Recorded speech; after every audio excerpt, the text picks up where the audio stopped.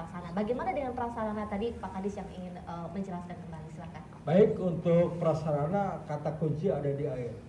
Kami filosofinya bagaimana air harus tersedia sepanjang musim di tingkat kelompok tani. Kalau itu terjadi, kami yakin petani akan sangat, profesi petani akan sangat disukai. Tapi kalau air tak tersedia sepanjang musim, resiko kita berhadapan dengan resiko yang ketidakpastian.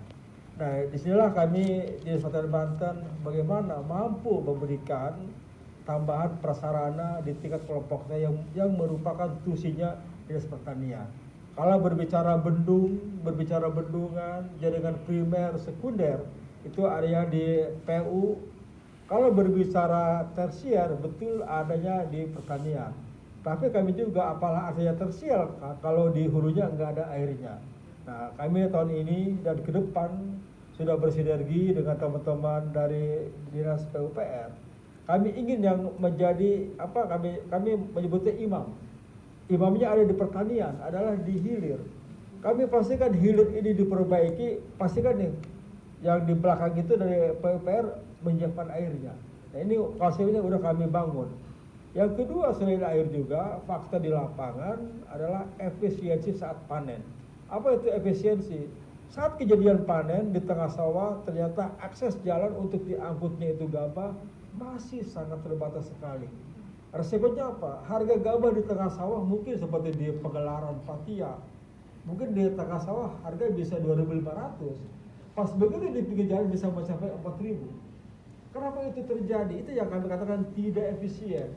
Bagaimanakah supaya keuntungan bisa dinikmati oleh petani? Di situ pemerintah harus hadir, menyiapkan yang namanya prasarana jalan usaha tani.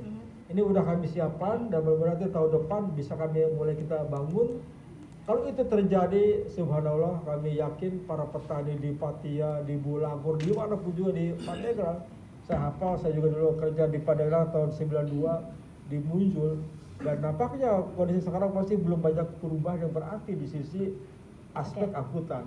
Kami yakinkan Pemprov Banten hadir melalui APBD-nya bersama dengan 8 kota atau di sentra pertanian.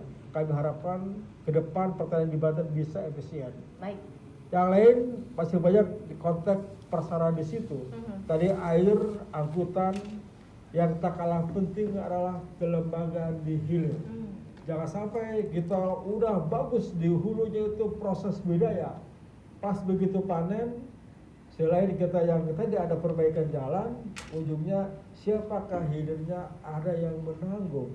Ada kepastian pasar dan kepastian harga. Kalau itu terjadi, subhanallah, kami yakin para petani Pandeglang, petani Banten akan tersenyum, nilai tambahnya meningkat, kesejahteraannya meningkat, otomatis juga akan memberikan dampak terhadap kemajuan perekonomian Banten. Iya, intinya memang pemerintah harus hadir begitu ya. Saya ke Pak Baron. Pak Baron selaku tokoh masyarakat yang juga pelaku tani, barangkali begitu. Nah, seperti apa Bapak menyoroti apakah sudah cukup perhatian dari pemerintah terhadap para petani di Banten? Silakan Pak. Assalamualaikum warahmatullahi wabarakatuh. Waalaikumsalam warahmatullahi wabarakatuh. Ya. Kepada Ibu yang berhormat telah memberikan pada saya untuk berbicara. Saya nyatakan saya bangga ketemu dengan tokoh masyarakat sini. Yang satu Bapak Yayan Sujana dari Komisi 2 Pak ya? Ya. Luar biasa, tadi saya mendengarkan uraiannya begitu kafabel sebagai bakti rakyat. Dan begitu mengerti pokok masalah daripada kebutuhan rakyat. Jadi beliau ini alhamdulillah saya perhatikan, saya terpukau juga nih. Terima kasih Pak Haji. Yang lebih spesimen lagi, Bapak Insinyur Haji Agus Tosi ini Kepala Dinas Pertanian Pak. Ya. Saya rasa tadi menguraikan sungguh mumpuni. Beliau dengan dari hulu ke hilir bicaranya. Oke Pak Haji. Cuma saya satu minta yang harapan. Coba dong greget dong untuk masyarakat. Greget harus ada dong. Harus ada. Kita berkonsep tahun demi tahun, anggaran demi anggaran. Mudah-mudahan pertemuan kita ini apa yang diharapkan Bapak Haji Agus Tauhid. Dasarnya hubuwatun minal iman. Mencintai tanah kelahiran Banten sebagian daripada iman bisa ditunjang oleh Bapak Haji Yon dari Komisi 2 Pak. Itu. Insya Allah kita semangat nih, saya mendengar semangat, Iya. optimis untuk ekonomi lebih maju. Tapi Ekonomi memang maju. selama ini Pak perhatian dari pemerintah sudah nampak ya untuk bidang pertanian. Saya rasa semua nampak karena kita provinsi, kabupaten atau kota semua ada bantuannya. Saya lihat di anggaran. Bapak melihat para petani di Banten sejahtera? Saya berharap ada peningkatan. Saya berharap ada peningkatan. Jelas nggak? Jelas Pak. Iya, Iya. ada peningkatan. Baik, baik. Dan saya salut. Cuma saya hanya satu saya ingatkan, Bapak digaji oleh keringat kami dari petani. Berikan yang terbaik pada kami. Baik. Pak Yoyon, Ya. menurut Bapak apa yang perlu diperbaharui dalam penyediaan sarana di Provinsi Banten untuk pertanian? Pertama saya katakan bahwa tadi itu tidak ada petani atau kelompok tani milik kabupaten, milik provinsi, Ya. milik pusat. Semua itu adalah sama. Artinya sinkronisasi database pemberian bantuan kepada kelompok tani itu dari kementerian ke dinas pertanian provinsi, ke dinas pertanian kabupaten sampai ke tingkat desa itu harus betul-betul real ada datanya. Sehingga kita dapat memantau, kita dapat mengawasi atau dapat melakukan bimbingan kepada para kelompok-kelompok tani yang sudah masuk dalam database penerima bantuan. Karena apa? Karena sangat tidak adil ketika kelompok tani ini dapat dan ternyata blacklist, tapi kemudian dapat lagi, sementara yang belum dapat masih seperti yang disampaikan oleh Pak Kadis tadi, masih ribuan.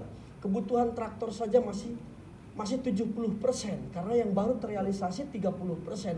Ini kan jauh dari cukup. Nah, dengan keadaan yang jauh dari cukup ini, tentu masyarakat harus bagaimana mereka juga dapat mewujudkan semangatnya untuk meningkatkan pertanian, menyambut program pemerintah yang kami giring ke masyarakat. Jadi ada balance, seolah-olah balance. Kami memikirkan dan memberikan bantuan, masyarakat juga memanfaatkan dan melakukannya. Nah, sehingga sinkron. Kalau sinkron begini kan luar biasa. Nah, sinkronisasi terkait dengan program yang diberikan oleh pemerintah, baik dalam sisi alat atau sarana, juga prasarana lain harus disambung juga oleh baik pemerintah Provinsi Banten melalui Dinas Pertanian Provinsi Banten dengan pemerintah kabupaten kota se-Provinsi Banten dengan Dinas Pertanian se-Kabupaten kota se-Provinsi Banten. Misalnya, nah, salah satu contoh akses jalan di mana di situ sarana pertaniannya, pesawahannya sangat mumpuni, tapi ketika mereka panen hujan. Gagal. Harga beras seperti harga padi seperti yang disampaikan tadi hanya 250.000 per kintal atau 2.500 per kilo. Nah, mau bagaimana sejahtera petani ketika pupuknya mahal, tapi harga jual padinya murah, bahkan nyaris beberapa bulan kemarin ketika panen masyarakat Kampung Cipeti namanya, Desa Kertaraharja, Kecamatan Sobang, kami tidak bisa menjual hasil panen. Miris ya Pak ya? Nah, miris sekali dengan kondisi jalan seperti ini. Nah, artinya harus ada sinkronisasi antara Dinas Pertanian, Dinas PUPR dan kepala-kepala daerah. Ya, Berarti di ditunjang oleh regulasi yang dibuat oleh pemerintah Provinsi Banten. Terus sampaikan ke bawah. Biar masyarakat juga tahu oh ini. Yang terpenting sinkronisasi ketika panen masyarakat bisa menjual dengan harga yang sangat maksimal mengingat akses jalannya dapat terpenuhi. Tapi salah satu contoh. Contoh itu. Kedua, pemberian bantuan dari pemerintah baik pusat, provinsi atau mungkin kabupaten juga ada, kita tidak tahu. Yang jelas kita bicara provinsi. Salah satu traktor. Kendala yang membuat masyarakat merasa tersiksa sekelas traktor wajib pertalit minimal, bahkan Pertamina Dek tidak boleh beli solar, tidak boleh beli deklit. Nah, harusnya Pertamina Dek atau minimal deklit. Yang bensin tidak boleh membeli pertalit, harusnya pertama, kan ini kebalik. Harusnya ini kan masuknya kepada mungkin kalau kelompok tani bisa dikatakan industri-industri kecil atau petani kelompok-kelompok tani kecil. Bukan seperti halnya industri-industri besar yang wajib membeli BBM yang non subsidi. Ini traktornya saja diberi oleh kita, tapi diwajibkan beli Pertamina deh kan, Pak. Coba sinkronisasi regulasinya Baik. Pak, kita usulkan nanti ke Pak Gubernur. Biar para petani ini, kelompok tani ini, baik menggunakan jonder atau traktor lah, kecuali alat-alat berat yang besar, baru mereka harus non subsidi karena alat besarnya saja harganya mahal dan dapat beli sendiri. Ini traktor pemberian dari pemerintah dibatasi harus harganya di bawah 20 juta. Kok di lapangan harus beli Pertamina deh, harus beli Pertamax, kan ini pincang regulasinya. Baik, Nah, barangkali Pak Kadis ingin menanggapi bagaimana sinergitas antara Dinas Pertanian dengan OPD yang lain tentu untuk memajukan petani, karena kita juga butuh sinergitas peran yang lain begitu ya. Ya, nanti dijawabnya Pak. Dan pemirsa Banten TV, kita akan kembali lagi dalam forum dialog bersama DPRD Provinsi Banten.